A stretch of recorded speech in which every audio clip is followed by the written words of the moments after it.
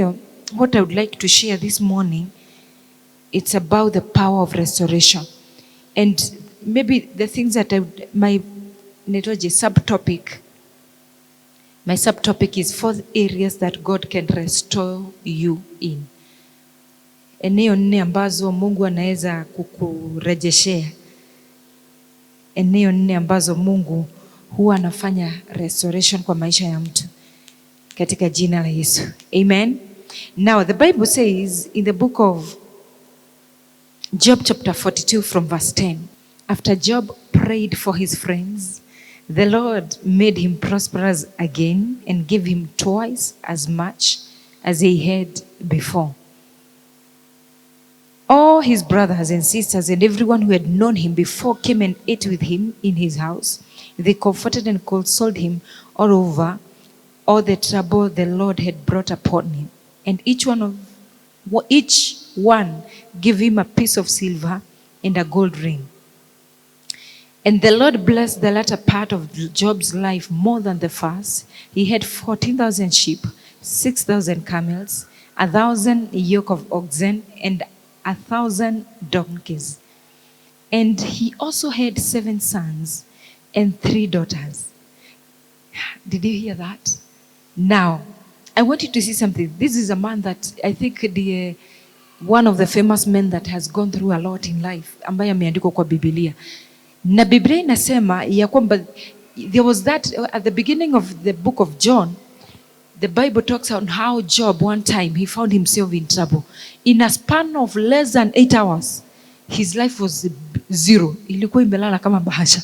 Mtu ambaye alikuwa na manyumba, akona watoto, akona mali, akona animals, akona cattle na sheep.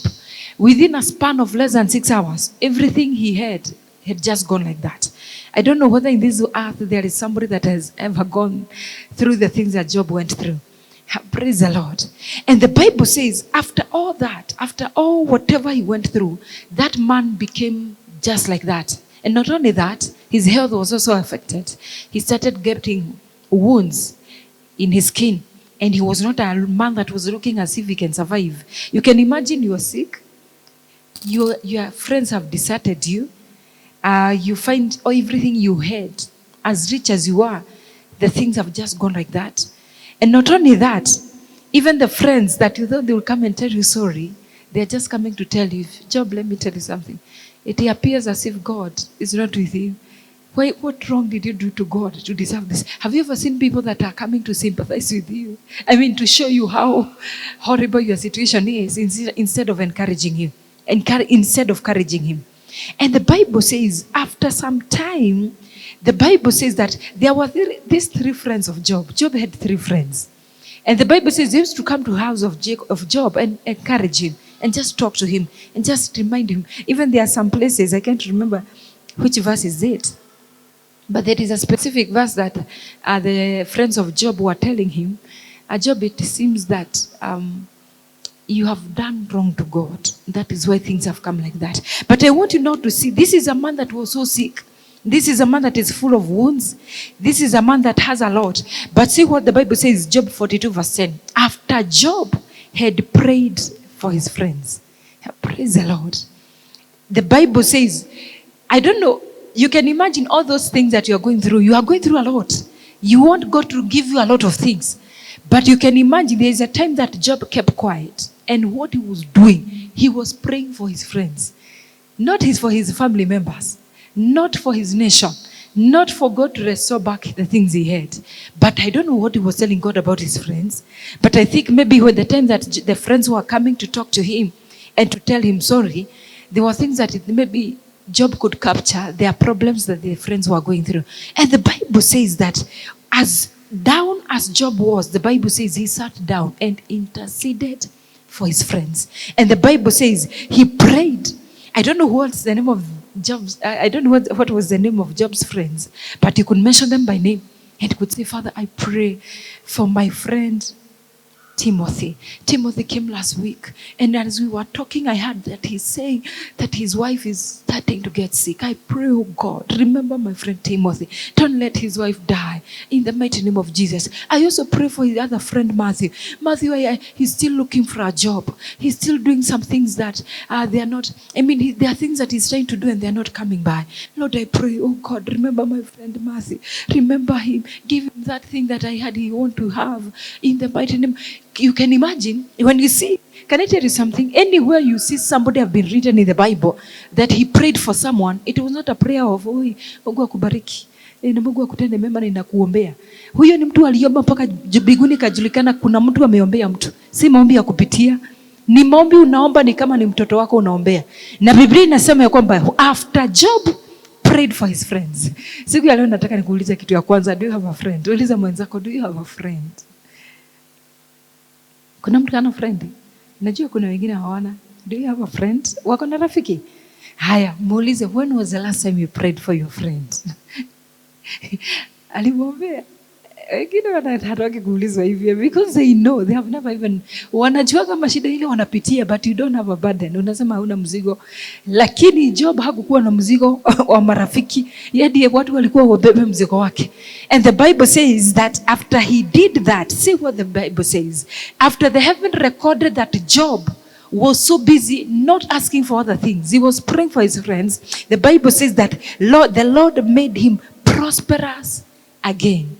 Praise the Lord. And so one key of restoration that God uses is the key of intercession. Mbona asifiwe.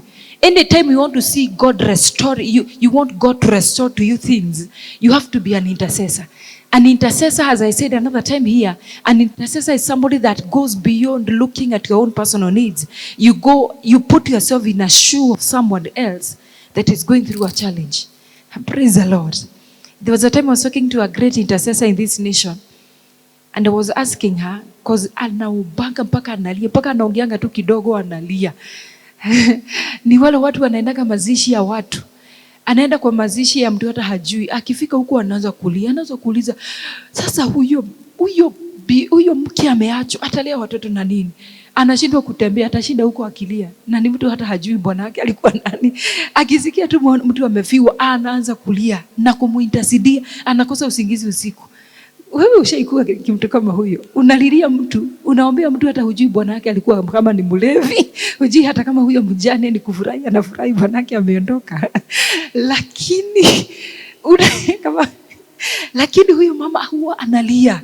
Na si ile ya kutafutilia, anajaribu kunyamaza, anashindwa. Anaombea hao watoto mpaka anagaragara chini. Na sasa hiyo hata bwana mwenye amekufa hata hakuwa ameokoka. Unajua kuna mjane mmoja alifiwa na mume wake, alikuwa ananiambia, mimi basi Patriciah nilifurahi bwana wangu vile alifariki. Haya, nikamuuliza what? Akaniambia yale mambo nilikuwa nimepitia, ni Mungu aliniondolea. Nikajua haya, kwani kunaweza kuwa na story kama hiyo. Sasa it doesn't matter kama an intercessor does not look on the benefit of even the one that is going through the challenge. An intercessor is somebody that sees even beyond even what other people are seeing. Praise the Lord. Sasa nilikuwa namuuliza, kwa nini unasikianga aje? Ananiambia, mimi huwa ninaingia kwa miguu ya huyo mtu, ninasikia ni kama ni mimi ninafanyiwa hivyo. Yani anachukua burden in a way that even the owner haoni hivyo. Mimi siku ya leo ninakuombea, may you become an intercessor. May God give you, not even God, may sometimes put yourself in a shoe of somebody that is going through a challenge. You pray for them passionately. And as you do that, unakuta kwamba kuna kitu haukukuwa nayo na Mungu ameirudisha. Mimi ninawaombea katika jina la Yesu. Badala kuambia watu niwekeni mbele za Bwana, weka watu mbele za Bwana. Uone Mungu na yeye akikukumbuka. Katika jina la Yesu. The Bible has not talked that Job prayed for his in-laws. Praise the Lord. Hakuna mahali aliambia mke wake, na unajua vile mke wake alikuwa amempeleka mbio. Hakuna mahali alimwambia, Father, I pray for my wife. The things that he's telling me to do, I refuse to do them. I pray that you may change her heart. Hakumwombea hata huyo mke. Kwa sababu mke ni kama yeye anajiombea. Bwana asifiwe. I desire this morning in the mighty name of Jesus. The Bible says when Job prayed for his friends, the Lord made him prosperous again and gave him twice as much as he had before. A whole verse talks about that. Ni kumaanisha hata bila kusoma huko juu na chini, that is a scripture that already has talked a lot about the prayer life of Job. Mimi ninaomba siku ya leo katika jina la Yesu, may any prayer that you shall pray for somebody that is in need, any prayer, any intercession that you shall ever make because of someone, I pray that may it be a tit for tat. That God, as you do that God will give you something you used to have before. In the mighty name of Jesus. And the Bible says, see what happened in his life. The Bible says, all his brothers and sisters and everyone who had known him before came and ate with him in his house. That means what? Job alifanikiwa akatajirika, akaanza kuwa na chakula anawezalisha watu ambao wanatoka mbali. Anatengeneza pate kwa nyumba yake kwa sababu mali imeanza kurudi. Biblia inasema they comforted and consoled him all over all the trouble the Lord had brought. Not the trouble that he's going through, the trouble that God had brought before. So they were celebrating a new season that Job had entered into. And that was a new season of restoration. Bwana asifiwe. Now so see what they did. And each one gave him a piece of silver and a gold ring. Each of every brother and his sister, na watu wote walikuwa wanatembea nyumba ya Job. Wakikuja hiyo party, walikuwa wanakuja na silver, na wanakuja na wanamletea pete za gold.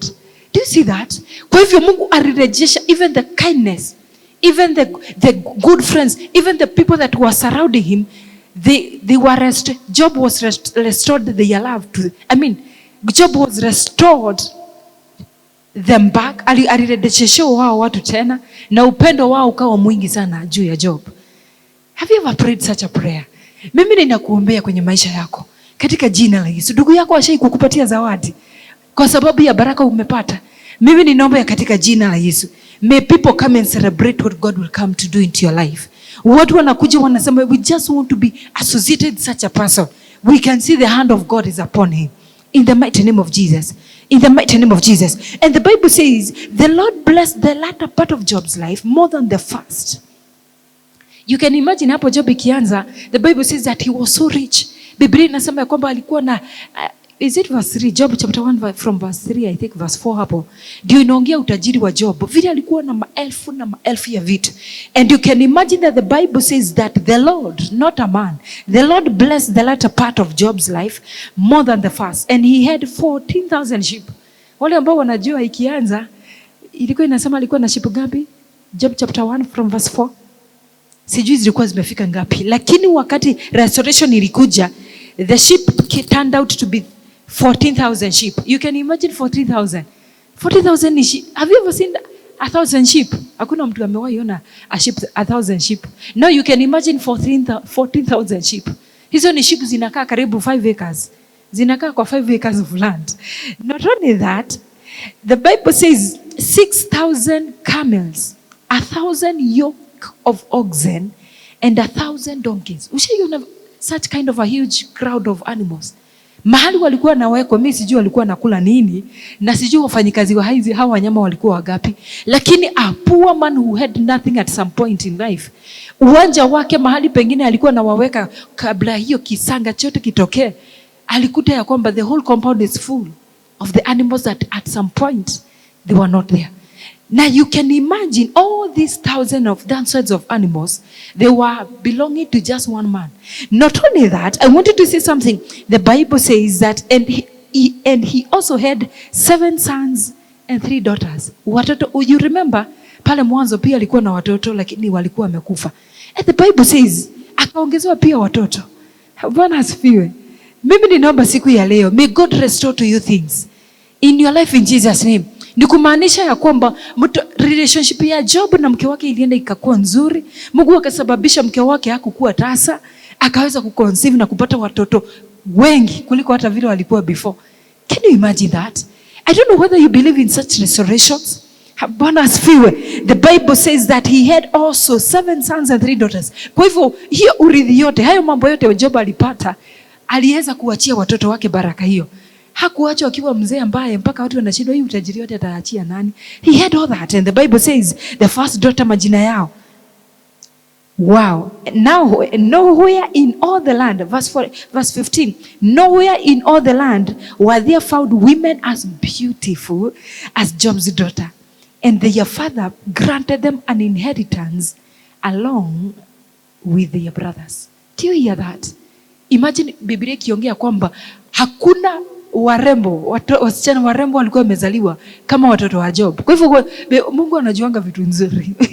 Ni kumaanisha kwamba kila mtu alikuwa anaona Job. Alikuwa ukikutana na hao wasichana wa Job, watu walikuwa wanajua the most beautiful girls in that place, their father was Job. So it means that Job has been lazima kuwa alikuwa a very handsome man or he had a very beautiful wife. And the Bible says ati hakuna mtu alikuwa na watoto warembo kama Job. Can you imagine that?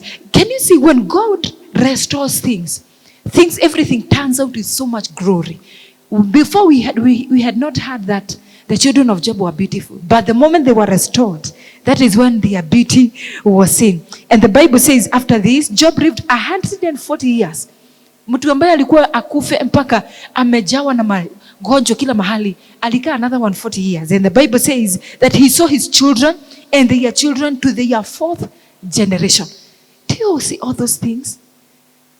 Mtu ambaye alikuwa akuwe maiti, ambaye angekufa kama Lazaro akiwa maskini anarabwa vidoda na mbwa, Biblia inasema huyu mwanaume alirudishiwa nguvu, akakaa 140 years, akalea watoto wake wakaoa, wakapata urithi, wakatajirika kupitia mali ya baba yao, wakaweza kupata wajukuu wakazaa, wajukuu wakapata watoto wengine, akaona kizazi chake cha 4. Hey, and that is why the Bible says verse 17 that and so he died old and full of years. Can you imagine? This is the only man that is written in the Bible that he died full of years. Na hapo Job ikaishia hapo. The whole of the book of Job ilimalizia na a very beautiful ending of the life of Job. That man finally, he died full of years. I prophesy to you this morning in the mighty name of Jesus. May you have a good finishing. In the mighty name of Jesus. May you never end badly. Katika jina la Yesu. Ninakuambia kwamba hata siku zako zinazokuja, let there be like a season of better things, better days that are ahead of you in the mighty name of Jesus. Katika jina la Yesu. You can imagine when the Bible says that later that Job found himself with 7 children and 3 sons. Ni kumaanisha kwamba in a span of like 15 to 20 years of Job's life, kila siku, kila mwaka alikuwa anakuwa na watoto anaona. Anakaa watu wanaona bibi ya Job wako na mtoto. Hai wakikaa wanaenda kwake kuona mtoto amezaliwa. Wanakuta ni kijana. Wanakaa tena after 2 years pengine wanarudi kwao, wanakuta Job bibi yake ako na mtoto. Watoto ambao hawakufi, watoto ambao ni warembo. Praise the Lord. It shows that since now the restoration of Job came immediately after having a kuombea marafiki zake. The Bible says that every year that was passing, ilikuwa mwaka umejaa mambo mazuri. Praise the Lord. Kulikuwa na wakati alikuwa na tenga, anaona kijana wake amekuwa mkubwa. Pengine wakati wake akiwa na miaka 18, baba yake anampatia hizi ng'ombe 5,000 nimekupatia. Praise the Lord. Ile ploti iko huko ni yako. Wasichana wake wakati waliolewa pia wao wakapewa mashamba. Mimi ninaomba siku ya leo katika jina la Yesu, I pray may God show you signs of goodness in the mighty name of Jesus. Ninaombea kila mzee ambaye yako hapa, ninaomba ya kwamba kuna siku utaona kizazi chako kikibarikiwa katika jina la Yesu. Katika jina la Yesu. You can imagine a man that was to die. Kuna siku alikuwa anaenda anakuta kamojukuu kake kanaitwa Job. Anaambiwa huyu, watoto wa Job wanaambia baba huyu anakaa wewe. Anakuwa kana bidii kama wewe. Alitana tajiri, anafanyaga mambo kama wewe. Yaani Job anaona kamshukuru, ni kamshukuru ambao kanaitangwa waje. Kama wanaitangwa virembo keze. Hizo virembo zote aliziona. Mimi ni I desire in the mighty name of Jesus. I pray that may your later days be better. May you see better days ahead. May you see the light at the end of the tunnel. May at the end of your, not at the end, as you near your days to go to the grave, I pray that you shall say like Job, that I have seen the goodness of the Lord. In the mighty name of Jesus. Utakuwa unasema hakika kuna Mungu alinitembelea siku zangu hata ambazo zilipita guvile, zimepita utukufu ule nilikuwa nao wa ujana. Katika jina la Yesu. Katika jina la Yesu. Na kwa hivyo ni kumaanisha, if you're writing somewhere, that God can restore to you fortunes, earthly fortunes. Praise the Lord. Utajiri wa hapa duniani Mungu huwa anarudisha. Na kwa hivyo usiwahi fikiria ya kwamba wakati utakuwa unaambia Mungu, Mungu ninataka unirejeshe gari yangu, usione ni kama ni dhambi unafanya. Praise the Lord. Wakati utaambia Mungu, Mungu ningetaka kuishi nyumba kama ile nilikuwa ninaishi kitambo, usione ni kama you are not praying according to the will of God. God is so careful until he doesn't mind to see you living the same kind you are living back in the days. In the mighty name of Jesus. Na kama hujakaa miaka kama hiyo, kuna siku nilikuwa ninaongelesha, Mungu alikuwa ananiambia watu, kuna watu hata restoration that will come, and I want you to listen to this very well. The restoration that will come to them, it will not come because they had some things they had in life, but it went away. It is a restoration of a blessing that runs in your family, but it will be restored through you. Did you hear that? Sasa hivi unaweza kuwa unasema sasa mimi hata ninarestoriwa nini na hata sijai kuwa na kitu nzuri hii dunia. Bwana sifiwe. Lakini ile utajiri inatembea kwenu, iliibiwa na shetani, ikabadilishana na a generational curse. Hiyo ndio utajiri hata Mungu anataka utembee nayo. Let there be a restoration of the things that are of gems, of good things that are running in your bloodline, in the mighty name of Jesus. Katika jina la Yesu. Kuna wakati Mungu alikuwa ananenea na niambia, ni vile watu wengi hawajui ya kwamba kwa kila jamii kuna baraka kubwa huwa inatembea huko. Lakini ilipotea, miaka mingi imepita na hakuna mtu alijua iko. Inakaa ni kama haiko, laana tu ndizo zina manifest. Lakini Mungu wakati analeta restoration, anakuta restoration inakuja kwa kizazi chako. Maybe you are even the 15th generation, but let that fortune come. Let that honor come. Let whatever that was running in your family start manifesting through you in the mighty name of Jesus. Hiyo inakuanga pia restoration. It's only that people think, you can imagine, the Bible says that this 4th generation of Job ilikuwa imebarikiwa because they had a very rich grandfather. You can imagine, hata watoto wa after the 4th generation of Job, they still continued with that legacy. Walikuwa naambiwa kuna babu yetu kuna wakati alikuwa ametajirika, alafu vitu zake zikaisha, akagonjeka, watoto wake wakakufa, lakini tena akaanza kurudishiwa vitu zake. Ni kumaanisha hata baada ya miaka mingi hiyo utajiri ilikuwa ina run in the family of Job. Mimi ninaombea siku ya leo katika jina la Yesu, kile shetani aliiba miaka mingi imeisha. Kile kitu hata hujui kama it is to exist. Hata hujui kwa history, kwa vitabu za nyumba zenyu, history za kwenyu kama hizo vitu, kulikuwa vitu kama hizo. Sisi tunaomba siku ya leo Mungu azifufue, zikuje kwenye maisha yetu katika jina la Yesu. Katika jina la Yesu. There was a time when I was growing up, siku moja mtu mmoja mzee sana akakuja kwetu. Akaniambia, wacha niwaambie, mimi nilikuwa najua guka yenu. Guka yenu alikuwa rafiki yangu, ni wale wazee wa kitambo, wale wa maumau. Akakuja akaniambia, unajua mzee anaitwa mzee the first president, mzee Kenyatta. Mzee Kenyatta wakati huu wa maumau, wakati huu alikuwa anapigania uhuru, guka yenu alikuwa rafiki yake sana. Na alikuwa anakuja anakaa huku kwenyu. Alikuwa mpaka anakuja na spend kwetu night. Mpaka alikuwa anaacha kofia zake. Kuna kofia zake 2 aliacha kwa guka yangu. Hata kuna siku one of my niece, my nephew, my cousin that family alienda Uhuru alienda kule kunaitwa State House kupelekea Uhuru hizo kofia. Juzi zimekaa huko. Sasa tukakuja kujua kumbe zilikuwa kofia za mzee Kenyatta. Na sasa tulikuwa tunaambiwa alikuwa kijiji mzima tu alikuwa anajulikana, akienda Nyeri kuna nyumba moja alikuwa anatembelea rafiki yake, na huyo rafiki yake alikuwa guka yangu, the father of my father. Praise the Lord. Na nikaanza kusema, ni kitu gani hiyo mzee wa miaka hiyo alikuwa anaona kizuri kwa baba yetu? Ni kumaanisha kuna baraka ilikuwa iko kwetu. Praise the Lord. A blessing to be able to bring the honorables, to attract people in authority to come into our house. Na kutoka hiyo siku nikapata ufunuo. Nikasema katika jina la Yesu, kama the most respected man in this nation, ambaye alifanya tujue kwamba nchi inaweza heshimika, alikuwa anatembea kwetu, nikaanza kuambia Mungu, ningetaka siku moja wafalme waanze kunitafuta. Kama alikuwa anatafuta mtu wa damu yetu miaka ile ya kitambo, ninaomba hata siku hii ya kwamba kuna siku nitakaa pamoja na wakuu wa sheria, wakuu wa nchi katika jina la Yesu. Na kwa hivyo kama singejua hivyo, hatugefikiria hata mtu kama huyo kuna siku hata angekanyaga kwetu. Mimi ninaomba siku ya leo katika jina la Yesu, Wewe unaweza kuwa kwenyu hata hujui kuna mambo, pengine hata kuna mambo makubwa yamewahi fanyika kwenyu, lakini haujui. Pengine magari zile unasikianga zilikuwa zinatumika kitambo. Nyinyi kwenyu zilikuwa zinakaa kwenyu, lakini watu wenye walikuwa nazo wakauliwa na shetani mapema na kizazi hicho kikaisha kabla mjue the history of a family. We pray the mighty name of Jesus. Let such things come back.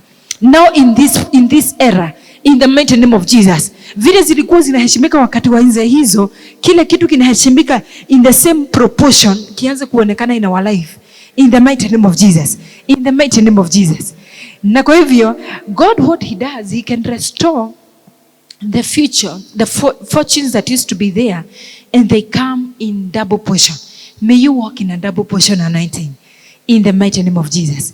Another thing that happens in the book of Isaiah chapter 61 verse 7. Isaiah chapter 61 verse 7, the Bible says, maybe I pray this afternoon, let this be an afternoon of restoration. Is it an afternoon or a morning? Whatever it is, let God restore our lives in the mighty name of Jesus. Isaiah chapter 61 from verse 7. The Bible says, instead of the shame, my people will receive a double portion, and instead of disgrace, they will rejoice in their inheritance. And so they will inherit a double portion in their land, and the everlasting joy will be theirs. Did you hear that? This is the book of Isaiah, and the Bible says, Isaiah was prophesying, na akaambiwa ambia watu ya kwamba mahali popote pamekuwa na aibu, God is going to restore to them a double portion, double honor. And instead of disgrace, they will rejoice in their inheritance. And so they will inherit a double portion in their land, and everlasting joy will be theirs. Praise the Lord. If you're writing somewhere, another thing that God does, he does restoration of honor in a place of shame. Praise the Lord. Restoration of honor. Restoration of honor. Praise the Lord. Sijui na Kiswahili inaweza iita aje, lakini hiyo ni kurejeshewa heshima. Ni kurejeshewa heshima. Kurejeshewa heshima. Bwana asifiwe. I don't know how you value. Sijui huwa unafikiria aje ukisikia jina honor. Because maybe unaonanga tu honor, unaona honorables, hao waheshimiwa, hao tunaitanga ya waheshimiwa. Lakini kitu ningetaka ujue, there is a God who sees when your life want to be attacked by shame. Anaangalia naona huyu akiwa na hii aibu, hakuna heshima inaonekana kwake. Do you know what God does when he sees that? He allows you to walk in honor. Do you know what is honor?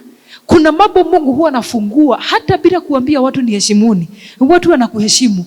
Hata kama hawatainama hivyo kwambie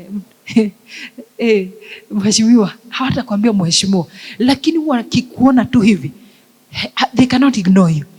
Praise the Lord.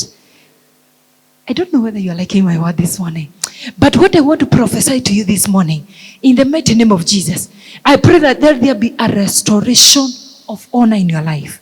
In the mighty name of Jesus. Do you know what is restoration of honor? Unakuta ya kwamba what you carry, people would like to be associated with you. How you look, people would like to be associated with you. How you talk, people would like to be associated with you.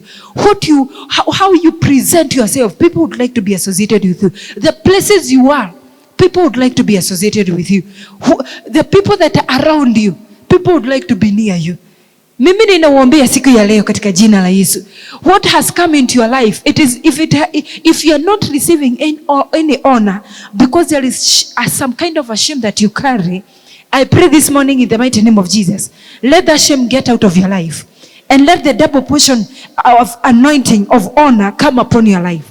Do you know, let me tell you something, when God wants to honor you, he removes any shame that has been upon your life. Do you know what is shame? Shame ni kuondoa kitu yoyote inafanya utukufu wa Mungu uweze kuonekana kwako. Shame does not give glory to God. Praise the Lord. The honor of God makes God being glorified. Praise the Lord. Hai, mimi ninaomba siku ya leo katika jina la Yesu, kile kitu kina reduce how people see God in you, wanakosa kuona hivyo. Ninaomba kama ni kitu ya aibu ikuondokee katika jina la Yesu. Katika jina la Yesu. I don't know whether you are receiving these words.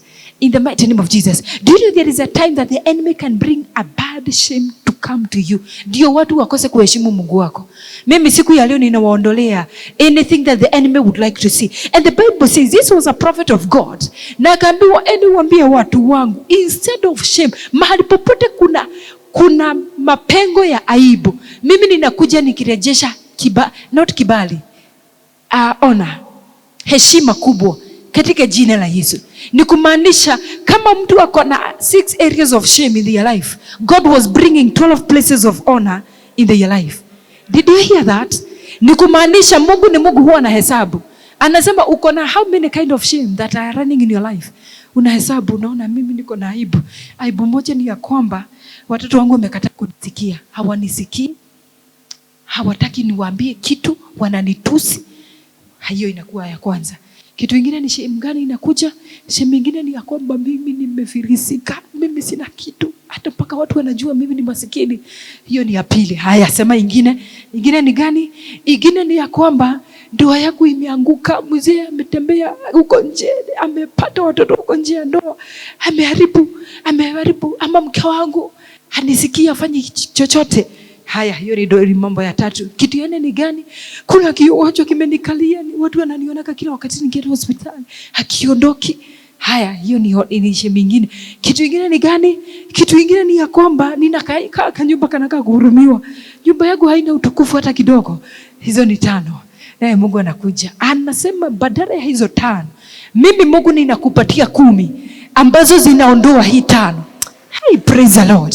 Mimi siku ya leo I pray in your life in the mighty name of Jesus. Mahali popote kuna aibu, please be awaiting for 2 double things in that area. Kama we are going through a challenge in your marriage, badala ya kuambia Mungu, hivyo venye unapitia aibu ya watoto wako kukusumbua na kukosa kukusikia, unakuta Mungu anafanya watoto wako wakupende, wakuheshimisha, na inafanya kwamba watoto hao wanaheshimika na watu. Inakuja double. Wewe unafurahi na wao pia wao wanakuwa na furaha. Kama ni ugonjwa umekuja juu yako, unakuta Mungu amekuponya na anakuongezea miaka. Inakuwa double. Hi, praise the Lord. Kama ni kazi hauna, unakuta Mungu anakupatia kazi na anakupatia business idea. Unakuwa na double. Kama ni gari, kama ni nyumba hauna, Mungu anakupatia ploti na anakupatia uwezo wa kujenga. Katika jina la Yesu. Kama ni nyumba uko nayo na hujajenga, Mungu anakupatia uwezo wa kujenga yako na anakupatia ploti ya kujenga rentals. In the mighty name of Jesus. Kama ni mataifa hujawahi enda na umekuwa frustrated, unakuta unapata traveling after every traveling.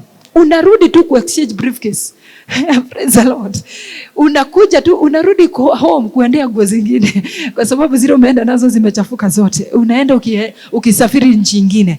Katika jina la Yesu. Kama ni mtu ambaye hana mtoto, unakuta year after year you are giving birth to very beautiful children and twins. In the mighty name of Jesus. Mimi ninaomba katika jina la Yesu, siku ya leo chochote ni aibu, tutakipeleka mbele za Bwana. Tutakuwa tunaambia Mungu, kuniko na aibu 5. I'm expecting 15 surprises from you. 10 surprises from you. In the mighty name of Jesus. It means the more the shame, the bigger the surprises. In the mighty name of Jesus. I desire this morning. In the mighty name of Jesus. There is a God who is not, when he favors you, he's not fair. Did you hear that? Praise the Lord. Kuna wakati anakufavor, hakui fair. Anakufanyia mambo ambayo inakuwa double. Katika jina la Yesu. Kama sahi mtu akakuja niambie, Pastor Patricia nipatie hiyo simu yako, sitasikia vibaya. Nitakumwambia nikupatie simu nibaki na nini? Hivyo ndivyo iko kwenye maisha ya watu. Wakati kitu kile hauna, Mungu wakati anakirudisha, harudishi ikiwa simu kama hii. Vile nikikupatia, unangojea unirudishie. Yeye ananirudishia simu na not only phone. Ananirejeshia vitu zingine. Praise the Lord. Let me desire this morning in the mighty name of Jesus. I don't know whether your Bible talks like mine, but me I'm a person that carries the word of God literally as it is written. Kwanza nikiona ni a whole verse it's written, huwa ninaichukua hivyo imeandikwa. And the Bible says instead, mimi ninakuuliza, instead of what you have, what would you want to receive? Praise the Lord. Siku ya leo we are going to fill the gaps. Let our lives be filled. With double things in the mighty name of Jesus. Let God start coming and recompensating us in the mighty name of Jesus. Sijui kama ushaikuwa recompensated. Mimi ninawaambia siku ya leo, may you see the joy of recompensation in the mighty name of Jesus. Nilikuwa ninaongea na mtu, kuna wakati gari yangu iligongwa na gari ya mtu mwingine. Wakati huo sikuwa najua how insurance huwa zinafanya kazi. Wakati iligongwa, mimi sikuwa najua kumbe kuna insurance zinakuwa mzuri. Nikafikiria hivyo venye imegongwa, nitaambiwa ya kwamba haijagongwa sana, nitajitengenezea. Kwa sababu nilikuwa nasikia saa zingine hiyo insurance huwa wanafanya hivyo. Ndio na ilikuwa imegongwa hapo mbele tu kidogo. Mimi nikafikiria itafanywa pande beating igongagongwe. Hiyo gari ilibidi waende Japan, wakatumana a whole part. Hiyo part yote ya mbele ilikuwa imegongwa, ilinunuliwa mpya vile manufacturer huwa wanatengeneza. Wakangoa hiyo kitu yote, noskati yote, ikawekwa ingine mpya. Hai, nikasema haya. Nilikuwa nafikiri watagonga hizo madent ikuwe straight. Kumbe watatumana mpaka ilibidi nigojee hiyo kitu itoke exactly vile manufacturer mwenye alikuwa ametengeneza hiyo gari atengeneza kitu kama hiyo yenye itaingiana mataa, kila kitu iji na kila kitu ikae kama vile hiyo gari ilikuwa mpya. Ndio hiyo gari ikirudishwa ilikuwa kama gari mpya. Cause kila kitu ilikuwa imeharibika. Hawakuwa wanatengeneza, walikuwa wananipatia ingine mpya. Na hiyo gari kakani kama mpya. Do you know what is that? And I was so happy. Nikasema hata kama ilikuwa na tumashida tuingine mbele, hawata niambia hatutatengeneza hii juu kabla igongwa ilikuwa na mahali ilikuwa ina dent. Ilirudishwa ikakaa kama mpya.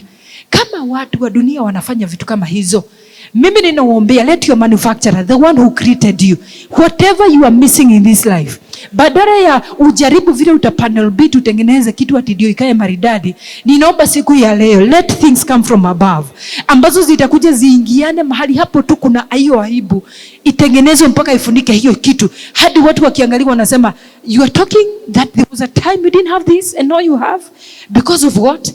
Because what will come will be better than what was before. Mimi siku ya leo I desire, may you see restoration in your life. If people they will not, if people there is something they are seeing it's a problem in you have, kuna dent iko ndani ya maisha yako, ninaomba ya kwamba uone Mungu akija kutengeneza maisha yako katika jina la Yesu. Na kwa hivyo kitu kingine ya mwisho ninapomalizia ambayo Mungu huwa anakuja ana restore mtu kwake, the Bible says in the book of 1 Peter chapter 5 verse 10. 1 Peter chapter 5 verse 10. The Bible says, I desire this morning, and I know that anointing is working in the mighty name of Jesus. The Bible says, Isaiah chapter 5 verse 10, I desire that you shall see God in your life. The Bible says, and the God of all grace, who called you to his eternal glory in Christ, after you have suffered a little while, will himself restore you and make you strong, firm, and steadfast. To him be the power forever and ever. Amen. Did you hear that? If you're writing somewhere, another thing that God restores somebody is restoration of painful years to years of strengthening and establishment. Praise the Lord. I don't know whether that sentence was long, but restoration of painful years to be years of strength and establishment. Bwana asifiwe. There are years that are not the best years in the life of a person. Unasikia kwamba ai Mungu uliondoka. I don't know whether you ulihama ukaenda kwa wengine ukanisahau mimi uliniacha hapa duniani, lakini ni kama I'm going through a lot in your absence. Praise the Lord. Na Mungu Biblia ikaongea hapa akasema, and the God of all grace, the God of all grace who called you to his eternal glory.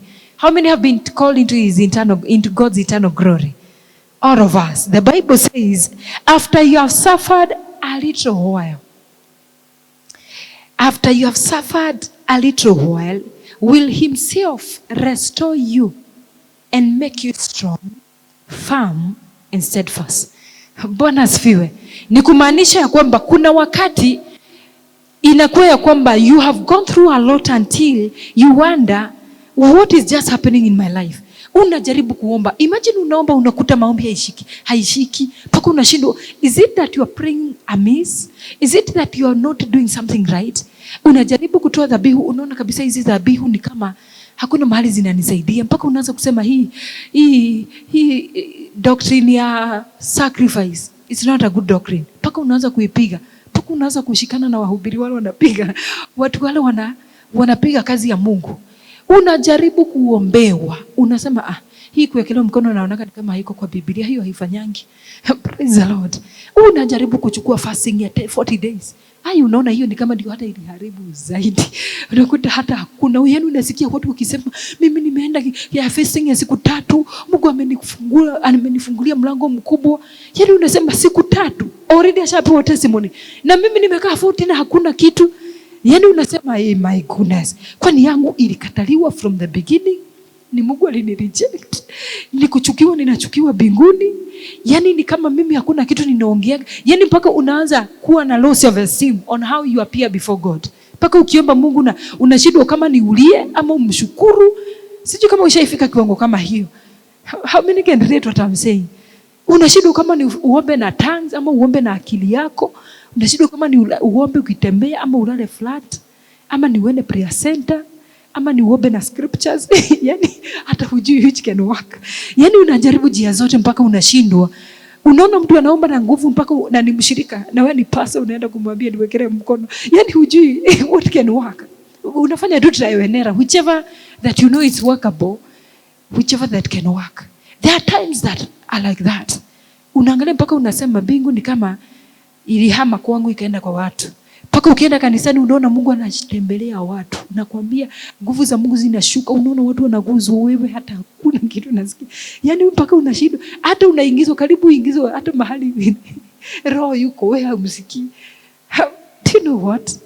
There is a time that are like that, and that is the time that the Bible says that there is a time that I, God, the one that have called you into eternal glory, I leave you for a while.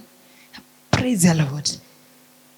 And the Bible says, then I myself I come and I restore you and make you strong, firm, and steadfast. Did you hear that? Na kwa hivyo there will be no time. There is a time ambayo huwa inakuja hivyo mpaka unasema hivyo, Mungu miondoka. Ni ukweli amiondoka. Anakaa ni kama miondoka. But can I tell you something? He's watching as he's a little bit far. Praise the Lord. Bwana asifiwe. Kuna siku nimekuwa nikifunza watoto wangu kutembea. Na wakati ninamfunza kutembea, huwa nakashika hapa nyuma, ninakashikilia hapa nyuma, ninakainua, ninatembea nako. Nikiona kanaanza kupata nguvu, unajua nimekashikilia hapa kanatembea hivi, unaona kanaanza kama miguu haijapata nguvu, lakini nakashikilia, kanajua nimekashikilia. Sasa kanaenda kakijua. Nyuma yake mama yake ameshikilia mahali. Haiwezi collapse hivi. Lakini kuna wakati kiona tumiguu toke tumeanza kupata nguvu, ninaenda hivyo, ninamfuata tu lakini sijashikilia, lakini anafikiria bado nimeshikilia. Asikia hata hiyo kushikilia. Anaenda hivyo. Nikiona miguu yake imepata nguvu kabisa, hata ninamuacha, ninaenda tu nikaangalia vile kanatembea. Kakifikiria, kakiangalia nyuma kaone siko, ndio unaona kame collapse. Kameogopa kana zaja. I have covered a big distance on my own. Lakini kakiaguka tu hivyo niko hapo kukainua. Praise the Lord. That is the same case with God. There is a time in the life of a believer, Mungu anakushikilia kama hako katoto.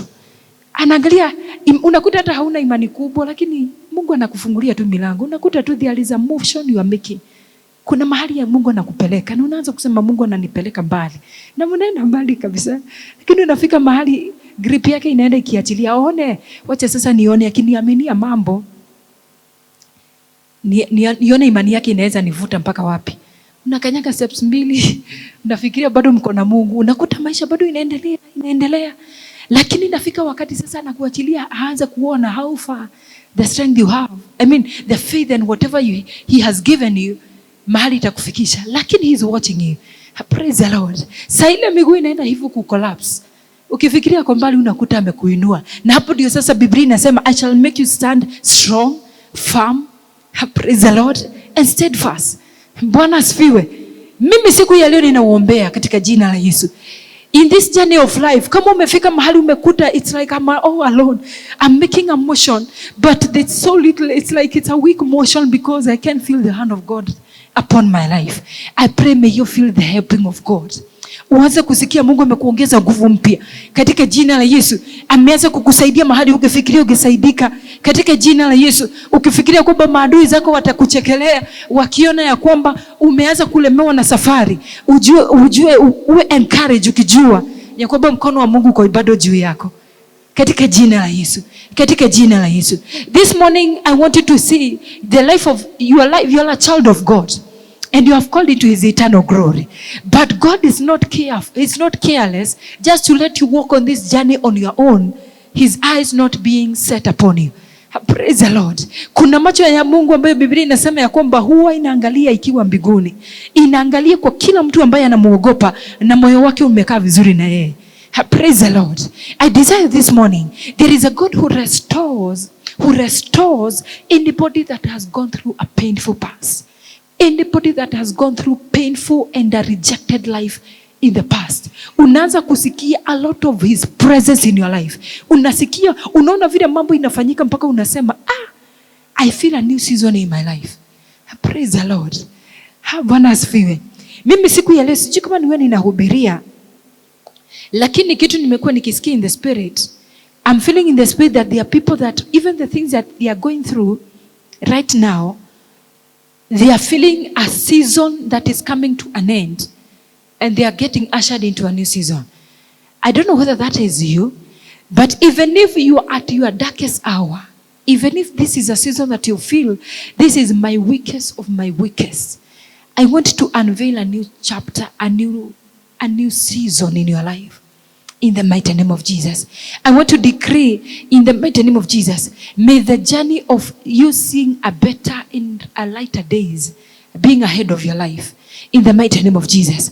In the mighty name of Jesus. Can I tell you something? There is no God's favorite. It's only that some of the seasons that you are going through appears as if they are not favorable. But there is still, you are still in the hands of God. Bwana asifiwe. Last week pale kanisani nilikuwa ninahubiria watu lunch, nawaambia ya kwamba your life is in the hands of God. Maisha yako yako kwenye mikono ya Bwana. Hata kama inakaa kama you are not feeling him, God is still feeling you. Praise the Lord. Unaweza kuwa ya kwamba unasikia ni kama God is absent, but you are so present kule mbinguni. Kwenye kiti cha Mungu wewe bado uko pale. Anasikia unamzunguka pale. You are not in your own. Praise the Lord. Mimi ninawaombea siku ya leo, may you feel the embrace of God, and because this is our year of God's goodness, we want to decree now in your life that you shall see the goodness of God katika jina la Yesu. Kama kwenye hii maisha you are going through a lot of rejection, either through people, either through yourself, unasikia my life is just rejected, things are not working as I would like them to work. I just want you to know there is a God who says that I myself shall come and restore to you your strength, your power, and you shall be set first again in the mighty name of Jesus.